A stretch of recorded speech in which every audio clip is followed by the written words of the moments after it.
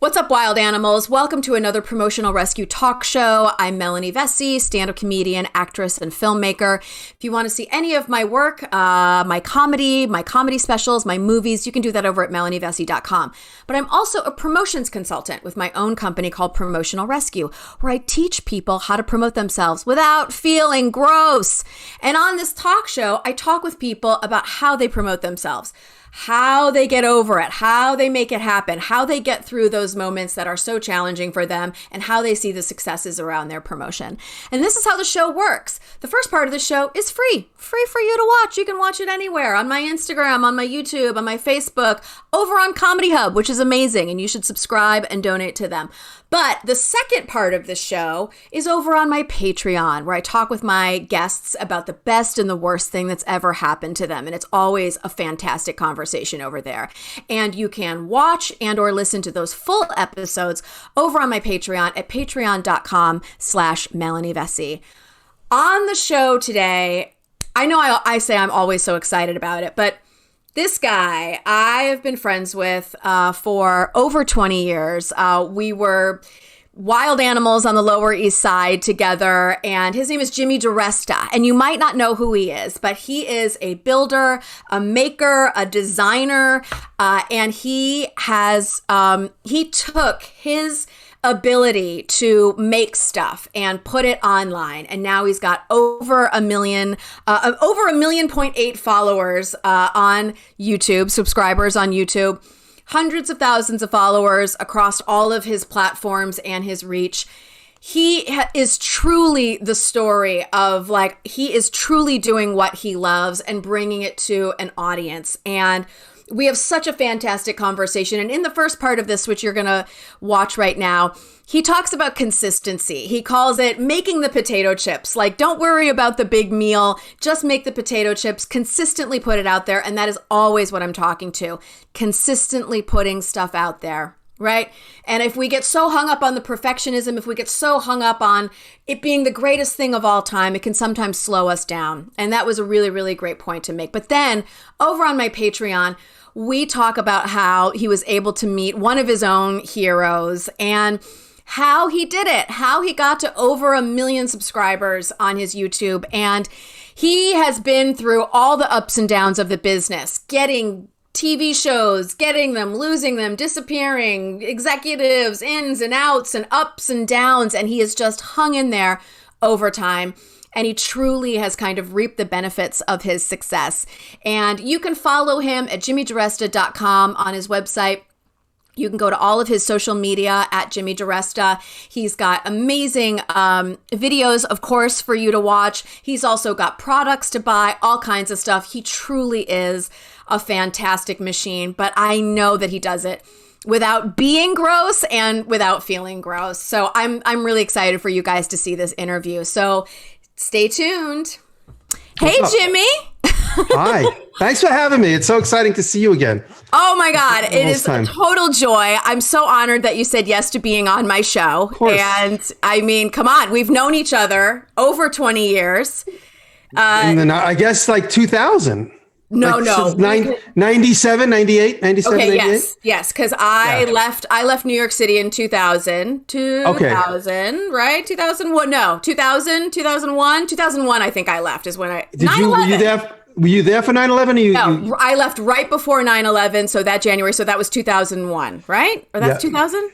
Whatever. Yeah. So you were 7 months before it happened. Right. And then, but you, I would hang out at your building studio because it was right down the road from me. Yeah. It was a total place that we would, as a group of friends, hang out, and you would be building shit. And you even built presents that I designed for my mom. You made a jewelry box with me clapping and cheering for her. And I forget, but I remember I had a meeting with your mother, right? Remember I had a toy meeting with your mother? My stepmother. Oh, was your dad in that meeting, or was it your stepmother alone? It was maybe. I'm not really sure because my stepmom Advertising. Yes. Advertising. Yeah. So for all of you out there, for people who are old enough, my stepmom wrote, "I don't want to grow up. I'm a Toys R Us kid." That's my stepmom. Isn't that amazing? That's wild. And so she, advertising toys for years, has gotten into toy development and has had created award-winning toys, which is super amazing. So you guys spoke at some point. So you are the guy. You are the like, I need to fucking build something. I've never touched a saw. I don't know what I'm doing. And so now what you've done is you've parlayed this now into talking to an audience about what you do. Yeah, definitely. Well, when I met you, it's so funny. Dr. Dave, who was a mutual friend of ours, who's sort of faded for me, but Dave said to me one day, hey, come, let's go visit my friend Melanie in Brooklyn. She's doing a live performance. Do you remember that? You were doing a live performance in Williamsburg, and you were wearing a blonde wig. So when I first met you, I thought you had blonde hair. Okay, first off, I don't even know what that is. Okay, so it could have been maybe the recording of True Confessions of a Go-Go Girl, maybe? That was it, because you were scantily clad, and I noticed the tattoo on your bicep. It said Angel, and I thought that was your name. Yeah. Even though he told me your name, I just like, I go, where's Angel? He goes, who's Angel? I go, that girl that was like half dressed that we met the other night. He goes, yes, that's Melanie. That's Melanie. Yeah, she lives right there. And like, you like lived right where we were. And that's what really, I was literally a block away from there. Yeah. And yes, True Confessions of a Go-Go Girl. It sounds very crazy, but if you could see right here, this is me in the New York Times with True Confessions of a Go-Go Girl, which was funny.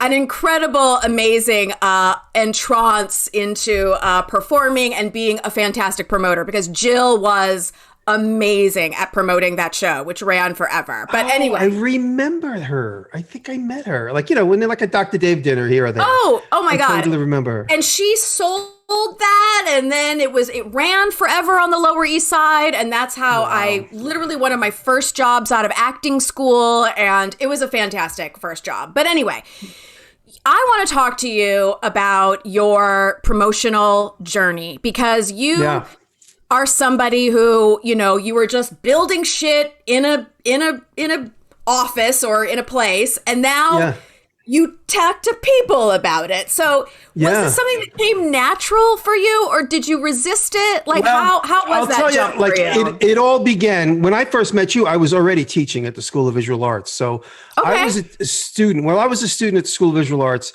I actually quit drinking while I was a student, which is very rare. I mean, in hindsight, I was lucky to make that choice. It wasn't like I'm going to stop drinking while I'm a student. I happen to have this like personal issue with alcohol. And at the age of 20, I stopped drinking. And so while I was sober and still in college, everybody else was drinking. I was taking my college career more serious. And I was like, all right, you know what? If I'm not going to be addicted to alcohol, let me be addicted to something, and let me be addicted to making shit and work. And that's really, and so as a student, I was always constantly accelerating and like doing way more than was expected. And so all the students around me were like, wait a minute, why did you do that? How did you do that? And I was like more than happy to explain. And I think that's really where like my burgeoning like ability to teach and talk started from, because I would always come into class with like, not to toot my own horn, but I would come into class with more work done, more interesting, more developed, more outside of the lines, because everybody was like, you're a drunk student, you're taking ecstasy and coke and going out and doing shit. You're doing exactly what you need to do to get by. Well, not enough. And I didn't have any of those burdens, and I had like a regular girlfriend, so I wasn't chasing girls all over the city, and I wasn't staying out till 5 a.m. drinking like I was, in my teens and my early teens, my late teens. And so I was just focusing on work. And so like among my peers in school, not to say everybody did really good work, and I'm still in touch with a lot of the students that I went through the 80s with. And actually one of them he lives up here, my buddy Patrick, who you might know, but we'll talk about that later. And so that started. Then I graduated school in 1990. I moved into the city in 92 because I couldn't afford to move into the city until a couple of years later. I moved into the city from Long Island in 92, right to where we met, into that neighborhood. And in 94, one of my former teachers invited me to come back and teach. And so I started teaching in 94, and I only just stopped teaching like 2 years ago. So I don't know, it was like 20 something years, 24 years or 23 years I taught. So talking to an audience, and also you're going to appreciate this, hanging around all the 90s with my brother, the stand-up comedian, constantly hanging around with John at Pips Comedy Club, at New York Comedy Club, at the Underground, the Cellar, all these comedy clubs, and meeting all these comedians that are like kind of our contemporaries that are like famous, like Mark Maron and, I can't think of, they're all living in LA now, but at the time they were all in our neighborhood. Sarah Silverman, You know, I don't profess to be friendly with all them personally, but I got to see them up close and personal at the Slipper Room, at this other place on Ludlow Street that used to be there all the time. I forget what it was called. But, you know, like I'd leave my apartment and walk 20 feet and I'd be like watching Mark Maron just like do an open mic. And I was interested in it because my brother was interested in it. And then I became more interested in it. I never thought I wanted to be a performer, but I learned early on that as a teacher, comedy timing or comedic timing helps keep the audience. So I am not a comedian per se, but I would always find the one student that was a bit goofy, that could take a joke, that I could pick on. So I always had that one student in the class that I could kind of rib and have fun with, and the rest of them would laugh at his expense, but he would love it because he's being included. And I really developed the skills watching comedians and also being a teacher, being like holding the attention of the students. Because I remember teachers that I had that was so fucking boring. And I was doing like, I mean, there was pre-cell phone, but you know, we would be drawing in our sketchbook or fucking just doing anything to avoid paying attention because the teacher sucked. And I said, if I see a lull, now it also pertains to my editing. We can get to that in a minute. But if I see a lull as a student, as a teacher rather, and I see a lull in my class, or I see somebody starting to text, I got to start saying something funny, or I got to tell a personal story that'll engage them. And it started to become more and more natural for me to like hold their attention. And, you know, like when there was like a, you know, or when there's a lull, you know, it's funny. Like if you're on a date and there's a lull, like Dave would always say it, our mutual friend David always go, that's our first lull. And everybody would giggle and it would like lighten the tension. Right. Remember he said that all the time. That's all, like we'd be hanging around like the pond that we had in our neighborhood. And David did, that's our first lull. And then it would break the tension and we'd all start fucking laughing and just talking about shit. So I learned all these techniques as a teacher that helped me just be myself in any situation. Yeah. And, you know, just to be comfortable being me like I am right now with you, or whether I'm on camera on NBC, like I just recently taped a show or whatever it was. And then again, so the comedy was a big inspiration on me, influence, hanging around with my brother and bantering with my brother. You know, my brother, you know, that's John, he's so great. Super wise ass. And you're oh my God. And so you guys totally know. Oh my God. But I mean, I was lucky enough because I didn't start in the comedian world. I was, you know, an actress. But I was, my teachers were all you guys standing around fucking roasting each other. The funniest motherfuckers I have ever met in my life. Also, too, Dominic, Adam Roth, Sean Cavo, all those guys. Oh, my God. Adam Roth. Oh, my God. I miss that guy. The funniest people. And I remember when I actually booked an NBC sitcom and I got to set and I was like, this isn't funny. This is like right. What happens at the busboy station at my fucking restaurant is 1,000,000,000 times fucking funnier than it is on this fucking set right now. It's so hard to capture that shit. Oh my God. The tutelage of humor, of timing, of knowing when to back off, knowing when to roast someone a little bit, like, you know, knowing when to fucking like push and pull in that situation. That brings so much to what you're doing. Honestly, what you do and what I do, honestly, and this is going to sound a little bit self-indulgent, but being a fucking New Yorker, I hate to say it, but you feel like you're fucking 10 times smarter than 90% of the people you meet. Like you meet somebody and in 3 seconds, in 3 fucking seconds, you're like, okay, I got this entire situation. And you just sit there with your mouth shut and just wait for someone to fall or trip or whatever. And you can just like scoop up and save the day because you're not an idiot talking over yourself, trip. You know, you just fucking hang in the cut and wait. I'm like, okay, I'll let every one of these motherfuckers hang themselves with their own rope. Well, you know, Jerry Seinfeld was totally like, I think someone asked him on his TV show, like, why don't you live in LA? He's like, no one's funny in LA. He was just totally like, New Yorkers are funny. He's like, the garbage man is fucking funny. You know what I mean? The pizza guy 100%. Is fucking hilarious. Yeah, I mean, I don't mean to shit on LA. LA has given me a lot. Thank you very much, LA. However, counting the days till I can get back to fucking New York City. And everybody's totally like, well, why don't you move back? And I'm like, oh, really? You haven't made 43 bad decisions that has kept you trapped someplace for 20 years? Oh, you haven't? Oh, okay. Well, good for you. Good for fucking you. Yeah. So, and that's so being a New Yorker is a huge advantage. So like what I have, I designed and developed toys. So I'll do it quick for the people that have no idea who I am. Yeah. I designed and developed toys. And that's when I met you. I was designing and developing toys and being an art teacher, probably just when I first met you and kind of behind the scenes. And then I also started doing a little bit of filmmaking. Like me and Dave were doing a lot of films and just I remember that. Yeah. I bought an Arrowflex camera and I was just learning on the fly. I just like, instead of spending money, it's so funny. I went to NYU film school for a couple of classes and the teachers there were just had their heads so far up their fucking ass. Yeah. I was like, when are we going to actually, like, it was all theory and talking about it. You're like, show me how to turn on the camera. Yeah. Like from like 1,000 miles away, like it helped. But at the time I just wanted to fucking shoot shit. Yeah. And, so I started doing that on my own. I started buying camera equipment on my own. And me and Dave we had like the short film festival at Two Boots Pizza. Do you remember that? Like every Sunday there was like you could put up any movie you want. And there was like only 8 people ever there. Me and Dave were always 2 of them for like the summer of like, I don't know, 95 or 6. Right. And so that was fun, just making all those little short movies. And Adam Roth was in one of them. Bruce Dillon was in another one. You know, these are all like incredibly fucking genius comedians. Geniuses. We were so lucky. So lucky. I still chat with Bruce every now and again. Like he reaches out through Facebook, but I mean, I wish Bruce lived here. I mean, that's how much I miss that guy, you know?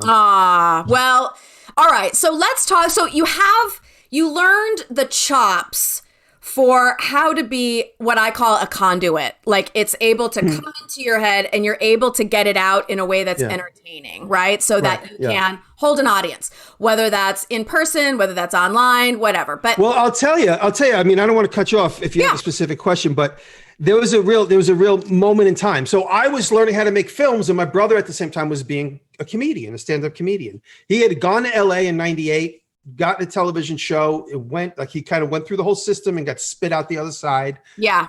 No job. You know, he had a couple of film roles, which were really, really good at the time. I mean, with De Niro, Sandra Bullock, he had some really big, good credits. Yeah. But when you're done, when you're done with that, that's it. That's not a career. That's a moment in time. Yeah. That's 6 months job. And and since you're new, you're not getting $1 million. You might get $20,000, and that's a great payday. Oh no, absolutely. It doesn't last a career, you know. And Uncle Sam takes half, and your manager takes 10%, and you're like, "How did I make $500 on this? Like, how did that happen?" Exactly. So John was like stuck in the middle of like between gigs, and he said to me, "Hey, let's make since you've been making a lot of movies and editing and learning, let's make a thing where come out here and shoot a pilot with me."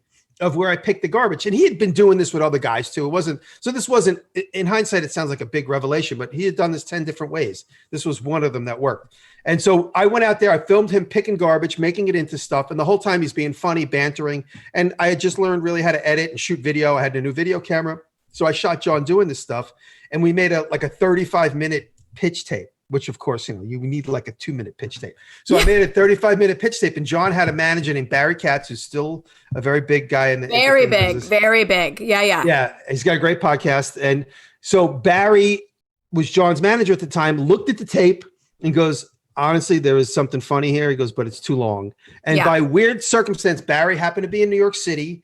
I was working at an office, which I had access to 24 hours.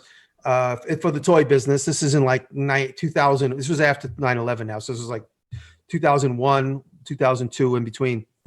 Barry came up to the office in the toy building in 19th Street and he sat with me and we edited for like 3 hours. We took a 35-minute tape and made it 7 minutes long. And working with Barry was like, it was an honor, and so we got that pitch tape down to 7 minutes. Because he got interest with somebody. So he's like, let's tail this to this guy, David. We showed it to a guy at Fox and the guy bought it. But so he was interested in buying it and he wanted to have a meeting with me and John together. He saw Barry, he said, okay, I want to. So we went to the pitch meeting and he says to John, okay, I get it. You're going to make shit. You're going to make it funny. I love the tape. And he says, what are you going to do? I go, what am I going to? I'm his brother. I said, I just want a job on the show. I'm going to be the creative director somehow, some way. I'm going to help him design the shit he makes on camera. And it's going to be, and I had a book that was like 2 inches thick of ideas. I literally hand drew and like watercolored like 30 ideas. Like everyone would be an episode. Like we'd make a boat out of like empty bottles, like you'd see like in Africa, or we'd make a hut out of, packed earth and tires. It was all about making things garbage into stuff. And the guy goes, well, since you make shit and you're funny, why don't you just make the shit and why don't you just be the funny host of the show? And like Why don't you drive the comedy and why don't you just drive the making it? And I was like, okay. He goes, are you okay with that? And I was like, yeah. He said, are you sure? I was like, well, we'll shoot the pilot and see how it goes. All right, good. Okay, that's it. Nice to meet you guys. Amazing. The meeting was like 20 minutes long. And I left the meeting and then that was it. And then like, you know, when you leave these meetings, this shit never actually happens. And so I thought that was really cool. I'm honored that this guy wants to put me in a show, you know, and John was totally okay with it. John actually felt the pressure of not having to like fake perform making things and be funny. Right. Because he's not good. He's not very good at making things like the way I am. It's been my whole life. His whole life has been comedy and comedy timing and acting. And so everybody left with like, and even Barry, there's a funny podcast. We did Barry's podcast about a year and a half ago, me and John, and Barry like was trying to get it out of me the entire fucking time. He thought I wanted to be on camera. He's like, you never wanted to be on camera. I'm like, no. He's like, you never, you didn't want to be an actor. I'm like, no, you weren't jealous of your brother seeing him on stage. I said, no. I go, all I was interested in was the technology of like filmmaking. I wanted to be a filmmaker. Yeah. That's what I mean, I knew I was going to be this toy designer and whatever. That was my career, but I had like a passion and an interest in filmmaking. I never saw myself as being like, you know, the next Jon Favreau or something like that. I just it was just a curiosity. Yeah. And so we sold that show. We made 7 episodes. I got the taste of being on TV. And while we were making that show, I went back to New York after we made that show. It came on and went, and it was really fun. It was a great experience. It was called Trash to Cash with John DiResta. And I started getting like, there was no email really, like there was no Twitter. There was no like, you can't just open yourself to the world then like you can do now. Yeah. Oh no, absolutely. You were insulated. You had to deal with like chat rooms on the website for the TV show. You know, that's the only way you can connect with the audience. And, you know, usually it was like fucking the most severest trolls are the ones that go to those chat rooms on like the TV websites. Horrible. And so that was the only way I could connect with an audience. But a few people did seek me out and find me. And they're like, we love that show. It was so much fun. But when you made this thing, next time, if you do another season, could you explain how you make shit more? So I started finding my audience from that show really wanted to see how I made shit. Because you know how you do a TV show, you put like a day's worth of work in it. And then when you go to watch it finally 8 months later, they show you for 3 seconds. And you're like, oh yeah, it's just like you hammer, ta-da. Yeah. Yeah. You know, especially in the making world, like you spend so much time and energy, like we need the exact fucking bulk. I'm like, it doesn't, now I know, I'm like, it doesn't fucking matter. Give me some fucking hot glue and some fucking tape. It doesn't matter because we can cater to like the best edit. It's never going to happen. Yeah. You know, so, but at the time, you know, we put all this care and energy. Long story short is that pushed me to develop more shows with my brother together we were making shit on camera.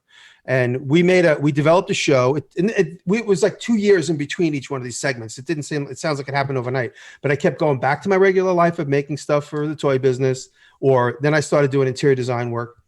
So that was in 2002. We did Trash to Cash.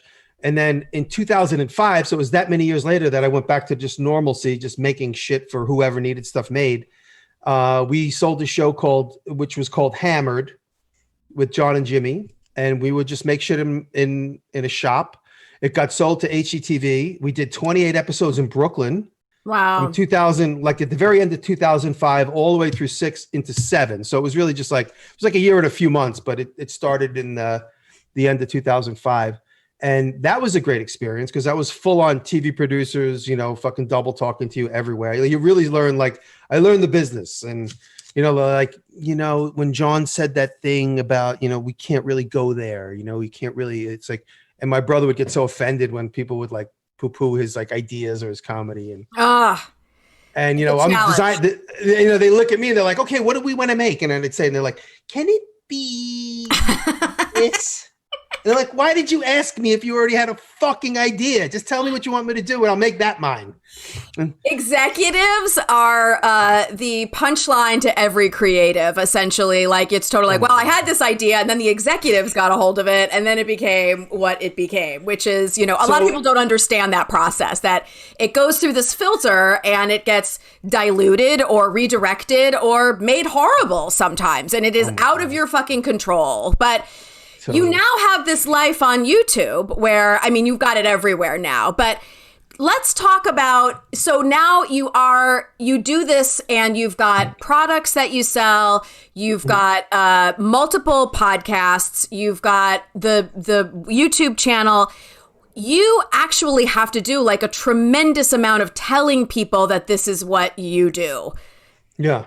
So what's it's your a lifestyle? It's a lifestyle. It's like my whole life since like about 9 years ago started to just be like a snow day from school where I could just stay home and do whatever the fuck I want, but it's working and it's really been fun. So the leap between like that little bit of a television career I had and YouTube came. So we sold like 3 or 4 more shows and I ended up being on all like these little spurts of TV shows that never went anywhere. And the last show we did was a show called Dirty Money, where we pick garbage, fix it, and sell it at the flea market in Hell's Kitchen, New York. We did that in 2010.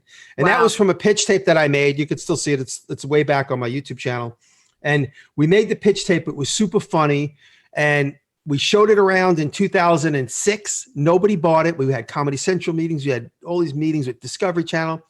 Now, it got deaded. Nobody wanted it ultimately. And it was sitting on my beginning of my YouTube channel. I had like 100 subscribers. And I decided to just use my YouTube channel as a portal for like these ideas. I kept shooting all these concepts. And so I would put them on my YouTube channel. Nobody was looking at them unless I told them to go look. They had like 20 views, right? So I had a meeting with a friend who has a big production company, but they only do post-production. They did just a friend of a friend, and he did Jersey Shore, and he did all these like posts. He did all the posts, the editing and the sound effects and shit. So I said, when are you gonna? I was there putting signs up. He asked me to make a bunch of signs, so I was putting signs up on all his editing suites. And I said, when are you gonna actually make a real TV show? You got everything in place, but except ideas. And now you could do everything. And he laughed. He goes, that's what we're looking for, good idea. He goes, if you know anything, because he knows I've been in the business. He goes, if you have any good ideas, let me know. And so I said, where's the computer? So he brought me to his office. This was before there was a computer in everybody's hand. And we went to a computer and I opened up my YouTube page and I clicked on a link for what became Dirty Money. It was called Lord of the Fleas. I said, this is a video that me and my brother did. It's been seen by everybody in the business and nobody bought it. But everybody that saw it is probably in a completely different job right now. So if you showed this again, it would be fresh. And he looked at it. He called me a couple hours later. He goes, I really like this idea. Can I show it to Discovery Channel? I have a meeting with them this week. I said, show it. Go ahead. Wrote me back and said, they love the idea. He goes, can I get the original tapes? Do you have them? And I did. I had the original footage. He made his own edit of it. I had like a 10-minute edit. He made like a 3-minute edit, sold it to the higher ups at Discovery. Then they ordered a pilot. And so this is my last big TV foray that, I did without any YouTube influence. And we ended up shooting the show. We did 12 episodes. It was called Dirty Money. It was on Discovery Channel in the summer of 2011. And during the shooting of the show, all the network executives got replaced by other people. So while we were in the middle of shooting the show in my shop in New York City in the Lower East Side, an executive came. We knew that there was a big shakeup and today's going to be the new executive comes to set. Right. So we're all sitting around waiting to shoot, episode 5 or 10 or 7. And he goes, so explain to me what the show is about. Now, this is the guy that's in charge of our show. You're like, the show is happening, dude. He's like, just explain it to me. Give me the... Oh, my God. So long story short, the show was great. We were all very proud of the edit. Mike at Vidiots is the guy I was telling about. He did a wonderful job editing the show. It's on YouTube. You can find it. It's called Dirty Money with Jimmy and John DiResta. Right. And so we did 12 episodes, but it just like literally aired and that was the end of it. Never heard from anybody. Nobody wrote us back. Nobody called us back. The show didn't get canceled. It's just like we got super faded and that was it. They don't write you back. They don't tell you they never tell you there's an ending. No. It just fades and that is it. You can't get them to write you back. You could be having like a great conversation with them through Instagram through email. Yeah. And then it just fades. That's it. It's like you never existed. And that's what happened. And I was so mad. And my girlfriend at the time, who's 20 years younger than me, we're still together. This was 10 years ago. She said, why don't you just like, you spend so much time and energy on these short edits, just fucking put them on YouTube. Fuck these TV people. And that's how my YouTube career started. I can't stress this enough to people that whenever I'm working with clients, I go, we're gonna create this package to kind of go out into the world. And the A line is you take it to the larger opportunity people, the big kahunas, the people that can really move a needle, representation, managers, agents, fucking development people, blah, blah, blah, whatever, showrunners, whatever.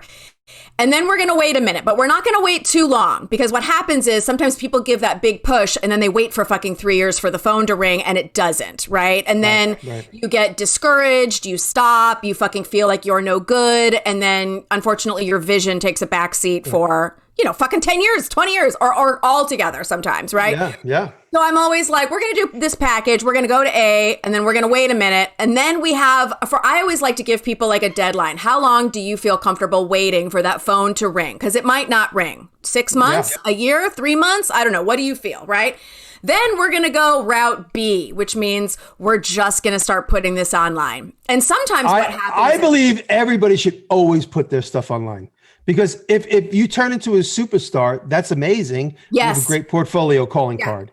Well, if you don't, you're developing your career at the same time. They will come to you. But so it can go a few different ways. And I've even seen authors who pitched the book and the book didn't get picked up, and then they wrote it themselves and then self-published it, and then a publisher came around. It's like there's a million ways to skin the cat. It's that fucking, you know what it is? I'm gonna try and develop an analogy on the fly. It's like when your friend says to you, hey, let's get together and go out to dinner, and you're just like, oh fuck, that means I gotta put on something clean, I gotta fucking get a car, I gotta get a parking spot, you know. Yeah, I really would love to, but I don't want to. That's what every fucking producer says about your project. I would really love to, but I don't want to, because I'm so comfortable just not paying attention. Yeah. But if you make them pay attention, if you're walking through fucking the promenade and you see like 3 vague like friends like, hey, what's up? Come sit with us. And you're like, oh, fuck. That's like the YouTube video that's already published. You sit with them. You have a fucking amazing dinner you never would have said yes to. You fucking learn about your friends that you never ever get about.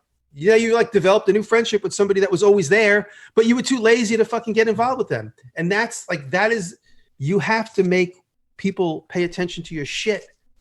You can't get them to be involved with you making it. You got to make it and make them see it. Yes. That is the way of the world. Like, to go and pitch a show nowadays, I mean, it only really works for the superstars. It doesn't work for fucking regular people anymore. It doesn't work. Well, the way that I always explain it is there isn't development anymore. People want you to already be developed, which means you've got to keep doing your thing, right? So, so talk to me as far as like when you've been promoting yourself, because it sounds to me like you've been hungry and you have been persistent despite, you know, the false starts, the like, we did it and then nothing, endorsed, like, so how do you kind of like, how have you been cool with continuing to just keep on putting this stuff online and keep on following through with all of this stuff? I guess, you know, I really, it gets down to just being self-reliant. You really have to be self-reliant. I see so many people in the entertainment business, they're waiting on the callback. They're waiting on this. They're waiting on that answer. They're waiting on that answer. You have to just literally develop your own content, no matter whether it's music, whether it's, you know, it's funny. Like there was like a time about 7 or 8 years ago where we would find somebody great online and you'd be like, oh my God, how come you haven't been discovered yet? And now when we find somebody online, you're like, oh my God, I'm so happy that someone like this is doing their own content. Because this person's so oddball, they would never get picked up by a record company. They would never be marketed right.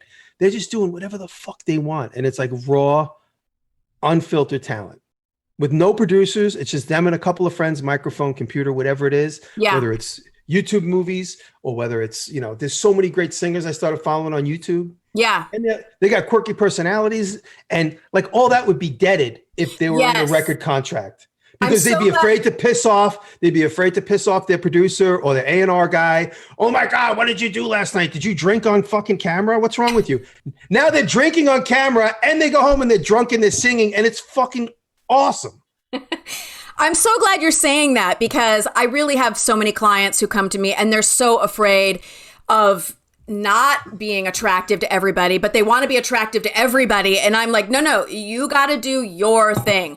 You've got to do your thing in the way that you do it. Like you're not going to appeal to everybody. And I think that that's how when you get attached to, you know, one of these larger opportunity type people, they of course want you to appeal to everybody because they want more money. I mean, that's just the way that it goes, you know? So yeah, they want you to limit your sexuality, your drug intake. If you know, I'm not against drugs. I mean, if people want to do drugs, don't fucking let it limit your fucking life, of course. Yes, but I'm saying, you know, like people got to be squeaky clean. And, even in this day and age, you can't even say certain curse words that, you'll get deaded by your A&R guy or whatever. Right. I don't even know if that's even a thing anymore, but, so talk to me about your one kind of do you ever is it just kind of like a system for you now? You're like, podcast goes out on Tuesday, things go on do you have days where you're just totally I don't want to fucking talk about this shit? Do you ever get up against a wall where I'm really good. I'm really good at compartmentalizing. Obviously, you get in shitty moods. We all do.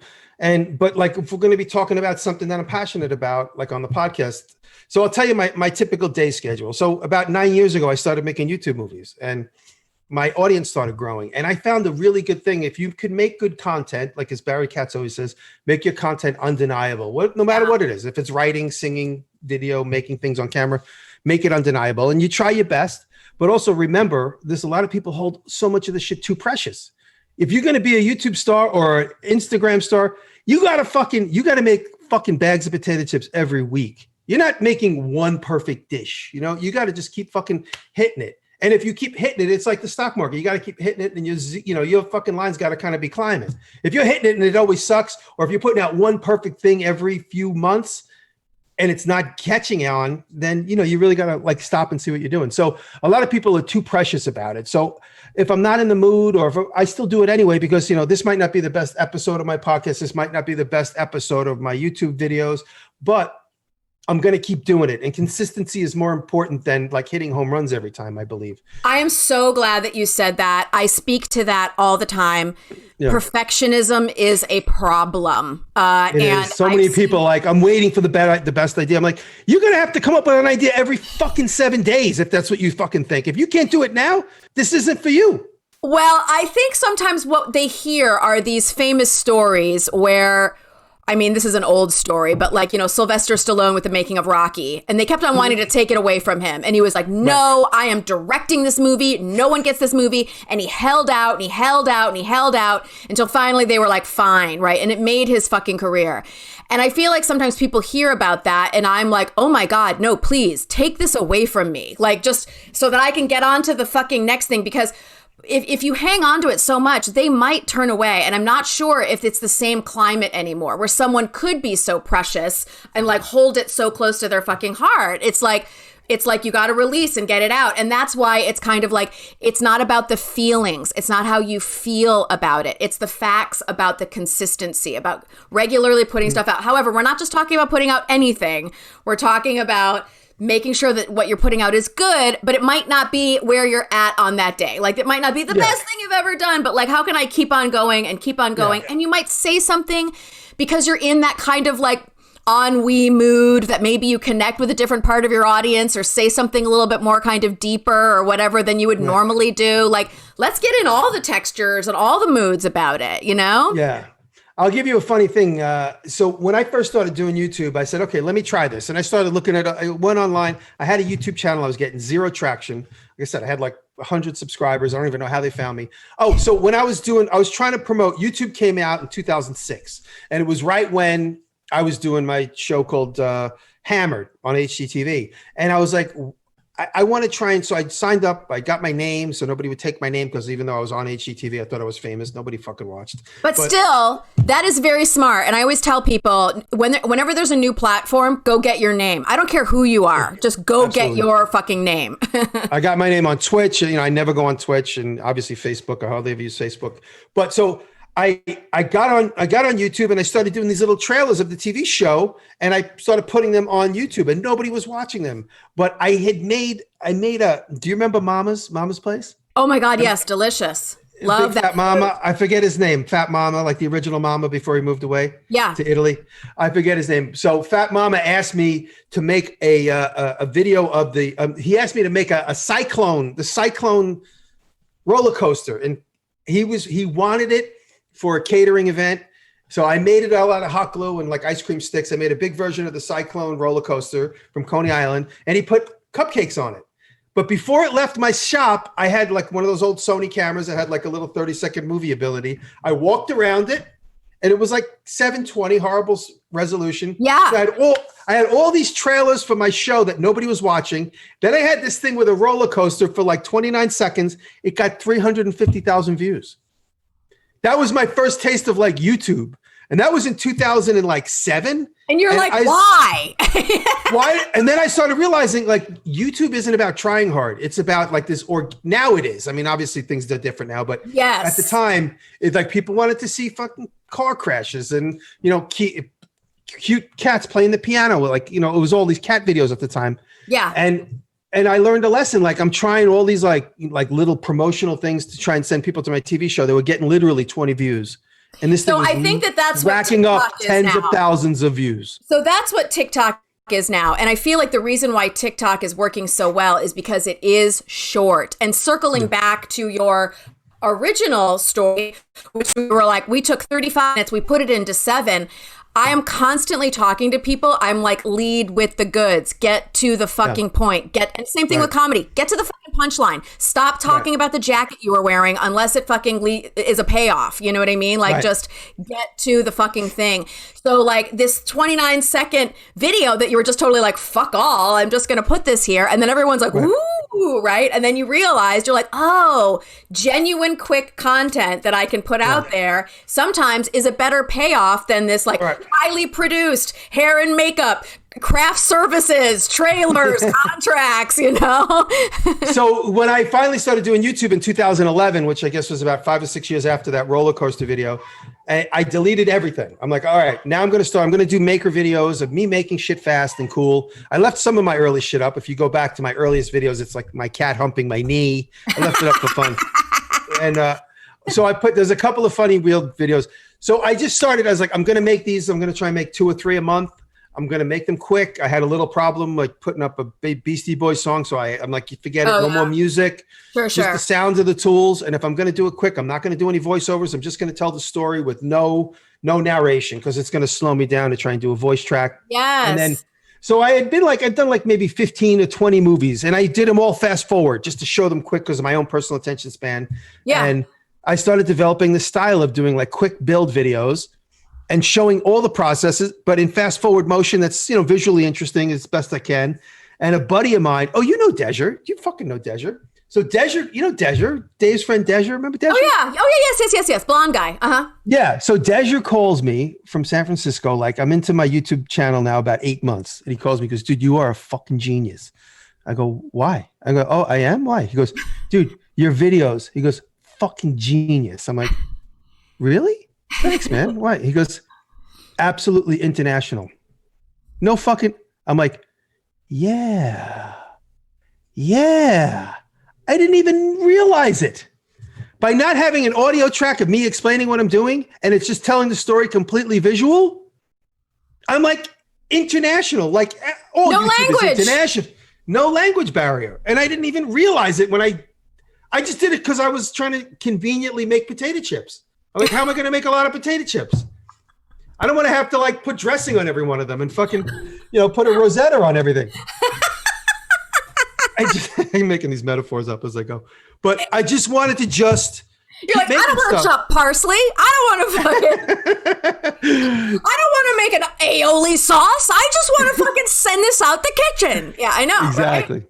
And so then I started kind of like getting better at telling. I mean, he brought my attention to that, but I was always trying to get better at telling the story non-verbally. And then as the channel started growing, what I meant to say was I'm making videos now for myself, and I'm drawing the interest of other bigger brands than me, which I was really no brand at the time. Right. And they said to me, "Hey, can you make videos in your style, but for us? Your name will be all over it." And I'm like, really? So I started a thing with Make Magazine.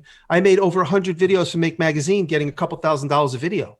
So now where you knew me like putting up cabinets for people and doing like prototypes and all, you know, literally labor for other people, people were hiring me to create content for their channel, but in my own personal voice with my own personal style.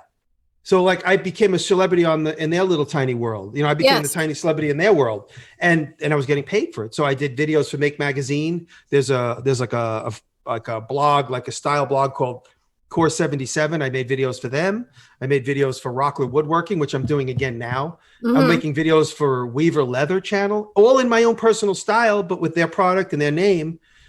And so I'm like, for me, like I equate that with like painting the house. Like they hire me to paint their house, but I'm getting to do my own personal artwork. and do whatever I want. And they never edit me. You know, of course, that's so great. I built enough of a world around me that I don't need, if they're going to edit me and be a pain in the ass, which so far I've never even encountered that. But thank God. I always have a sandwich in my pocket. I could always be like, fuck off. I'll see you later. You know what I'm saying? That's what I call a healthy collaboration, and I talk about it all the time with clients and with my audience as well, because you want to share an audience, you want to reach other people. It can't just be you pushing that rock up the hill, and you want to be available to be able to get that stuff done. But that's why we do our own stuff, to show people, hey, I can take something from inside my mind and get it onto the internet from top to bottom, and then they're like, oh, well, great, will you do that with us? And you're like, yes, I'm available for that. You know, like that's how it all comes together. So you're getting all that stuff done. Well, Jimmy, we're going to go over to my Patreon right now, and we're going to talk about the best and the worst thing that's ever happened to you on promoting online. And I really feel like, just in summation, this kind of like consistently putting stuff out. I love this make the potato chips. I think this is so great. Like, stop trying to make the beef Wellington. You know what I mean? Right. And you know what? Not like to not make the beef Wellington, you know what I mean? Not to make the fucking like potatoes au gratin, but I'll tell you what I do. I do videos, and I do about 5 videos a month of me making something. Yeah. And every now and again, I have what I consider an epic video. And that's, for me, I build a fucking canoe, which it took me 8 months. I built a canoe, and it all gets spit out as a 30-minute video. That's 8 months of my life in a 30-minute video, right next to a video which took me probably 1 day to build, and it gets the same amount of views. So for me, people can feel the gravitas of a video of me making a canoe, and they see the quickness and the simplicity of me making, you know, one of these tools that I sell, like these ice picks, which I sell on my website, and they realize like, oh shit, okay, every once in a while you really got to put your heart and soul into something, and really like, and you know, that gains me the respect of other YouTubers, other boat makers. They're like, oh, this isn't a guy that's just always fucking off and, you know, goofing around in the shop. And like, somebody will say that, and another guy will be like, hey dude, this guy made a fucking boat. And like, oh, but the little videos help the big video, and also too, whatever is bigger than the big video. What, I don't know what that is. World domination for you. I don't know if that's so if that's having your own production company or whatever it is in the end, right? To have all of that stuff, or to have people working for you, or whatever it is. So it's kind I keep it lean, by the way. I don't want anybody working for me. I've seen so many other YouTubers. They have a staff now. I have one guy. I've always had one guy. I had one guy even before. It was, you know, it's always somebody. It's not right now. It's my buddy Aaron, who's really good. He's an ex-Marine. He's very, very, very organized and like militarized in the way that like he keeps shit organized.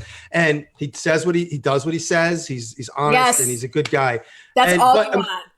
I see guys get quick, like, and then COVID hit, and now I have friends of mine. They have like 8 guys working for them. And they're like, oh yeah, no, it is. It is always like stay right size. And I also love what you said too, where you're like, I would put it there, but I have to tell somebody it's there, right? I have to tell people that the video is there, otherwise they won't know, you know. So I feel like all these things working together. I want to jam one more important thing in for the public. Of course, go for it. My videos started getting stolen early on because they were like potato chips. They were quick and easy. People can take them and recut them, and they ended up on Facebook. You know, like I did a couple of, you know, gun restoration videos, and they ended up in like my boat videos. They end up on like these various like thematic Facebook pages, and they get cut up and they get reused. That's Willie, my buddy Willie. And, hey, Willie. And so what I started doing was I started putting my name on everything in the video. Because if I put like my name in the lower corner, sometimes like break.com. Oh, they'll just cut it out. Yeah. They just cut it out. So like if it's on my hat, if it's on my pen, if it's on the back of my hand, written on the glove I'm wearing, if it's on the tool I'm using, they can't cut it out. Smart. And so all my videos started, like a lot of times my videos will go, I call it stray content that goes astray. People will see my name in some, you know, shit Facebook page group and be like, oh my God, who is this guy DiResta? Why does he write his name on everything? And then they Google me and they find where I am, and then they find the source, my YouTube channel. And so my videos are working for me. You can't control all that stray content. It just happens. No. You can do about it. It is the wild, wild west. And and also too, by having your brand, so your name is your brand, and that's also too something when clients come to me, 99% of the time, I'm like, your face and your name is your logo and your brand. I appreciate you saying that, because there's so many guys that I'm friends with for like 5 years, and he's like, the Wood Hickok. I know. I don't know the fucking guy's name. I see him at shows, and then like I have to be like, yo, what's his name? The Wood Hickok? I don't know his fucking name. I know him for 5 years. I still don't know his name. Whenever I go to comedy shows, because I follow these comedians online, and I know them, but their Instagram handle is like funny fuckface flower 75 or whatever it is, exactly. And I can't, and I seriously have to sometimes be like, and like scroll through Instagram and have to get to their account to see their, and I'm like, oh Seth, hi, like I just. Because they're not branding their name, and I'm like, you need to brand your fucking name, like get like. Yeah. And, you know, and if you've got a common name, attach whatever it is that you're doing to it, you know, common name, the blah, blah, blah, or blah, blah, blah with the common name, like whatever it is, you've got to fucking jam your name in there somehow. It also started happening because just as I finished that last TV show I did for Discovery Channel, everybody on set's like, you got to get on Instagram. Like it was the first time I heard about Instagram 9 years ago. And so I got on Instagram, and we started putting some of the images that we were making on the show on my Instagram account. And then they end up on Pinterest with no attribution. So every video, every image I put up, I started having my name in it somewhere. Yeah. It's like, that's why I have my Sharpie with my name on it. So sometimes I'll draw a picture and I'll just lay the Sharpie next to it. And then people begin to say like, you know, so my name is always in the picture. There are times where I take the most beautiful picture of something and I'm like, fuck, I didn't put my logo in. So I'll retake it. I'll just spray it on the ground next to it, or like, you know, throw something in there that has my logo on it, or like I'll reposition the composition so like my bandsaw is in the background and it says my name on the bandsaw. Yes. So it has to have a watermark in it somewhere. They can Photoshop it out later, but if they're really working that hard to take it, they can have it, you know? Yes, I know exactly. And you got to just let it go because it's going to be what it's going to be. I just want to like flood the airwaves. Thank you. You're a gem. Guys, we're going to still keep talking. So you guys can get Jimmy DiResta at jimmydiresta.com. And he's got 2 podcasts called Making It and also Fitz All. So you can hear him jibber jabber, the Fitz All. You can hear him jibber jabber more about everything that he makes. If you want to know more about me, watch my comedy specials, my movies at melanievesey.com. And if you want to know more about my promotional services, you can get that at promotionalrescue.com. But right now we're going to keep talking with Jimmy over on my Patreon. Is patreon.com/Melanie Vesey. So we'll see you guys over on my Patreon. Bye. Whoop.